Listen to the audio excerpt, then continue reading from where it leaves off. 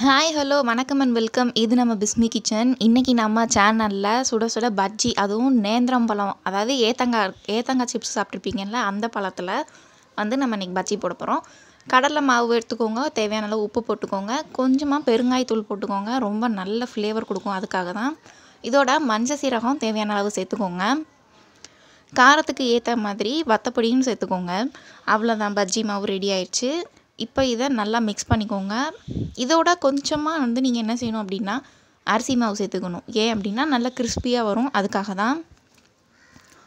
So இவ்வளோ தாங்க ingredient. இதெல்லாம் சேர்த்து நல்லா மிக்ஸ் பண்ணிவிட்டு கொஞ்சம் வாட்டர் ஊற்றி நல்லா அதை ஒரு பேட்டர் மாதிரி, ஒரு தோசை மாவு மாதிரி நல்ல ஒரு பதத்துக்கு மிக்ஸ் பண்ணி எடுத்துக்கோங்க.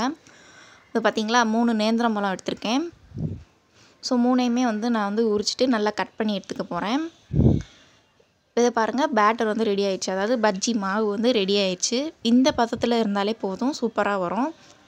நல்லா 3 பழத்தை இந்த மாதிரி கொஞ்சம் தின்னாக வந்து என்ன பண்ணணும் அப்படின்னா வெட்டி எடுத்துக்கோங்க. மாவில் முக்கி எண்ணெய் காஞ்சதும் போடுங்க. இந்த மாதிரி நீங்கள் போடக்கூடாது, அதுக்காக தான் இந்த மாதிரி ஒன்று போட்டு காமிச்சேன். இந்த மாதிரி போட்டிங்கன்னு வச்சுக்கோங்களேன், மடங்கிரும். ஸோ கொஞ்சம் பார்த்து பொறுமையாக போடுங்க. இப்படி ஓரத்தில் வச்சு நீங்கள் போடும்போது இது ரொம்ப தின்னாக இருந்ததா, அதனால் என்ன ஆயிரும் அப்படின்னா மடங்கிரும். அதுக்காக தான் அந்த மாதிரி ஒன்று போட்டு காமிச்சேன்.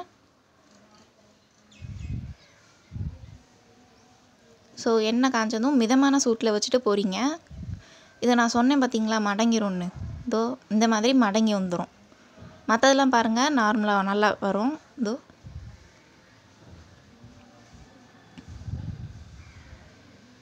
அதே மாதிரி சட்டியில் ஒட்டுற மாதிரியும் மேலே தள்ளி போடக்கூடாது, எண்ணெயில் முங்குற மாதிரி போட்டுவிடுங்க. நல்ல மழை காலமாக இருக்குது தமிழ்நாட்டில். ஸோ இந்த மாதிரி பஜ்ஜி போட்டு சுட சுட சாப்பிட்டீங்க அப்படின்னா சூப்பராக இருக்கும். நம்ம ஊர் வெதருக்கு, நம்ம ஊர் கிளைமேட்டுக்கு சூட் ஆகிற பஜ்ஜி இதுதான். ஸோ எல்லோரும் ட்ரை பண்ணி பாருங்கள். வீட்டில் இருக்க பிள்ளைங்க எல்லாருமே வந்து நேந்திரம் பழத்தை கொடுத்தா அதை சாப்பிட மாட்டாங்க இல்லையா, அதை இந்த மாதிரி பஜ்ஜி போட்டு கொடுங்க, சாப்பிடுவாங்க.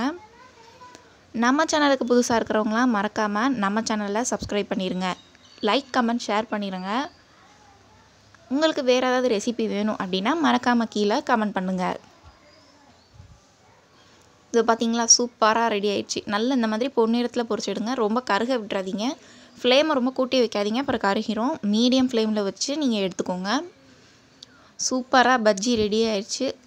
கொஞ்சமாக டொமேட்டோ சாஸ் வச்சு இதை தொட்டு சாப்பிட்டு பாருங்கள், சூப்பராக இருக்கும். அதோட கடுங்காயை போட்டு குடிங்க, கடுஞ்சாயா. தேங்க்யூ ஃபார் வாட்சிங்.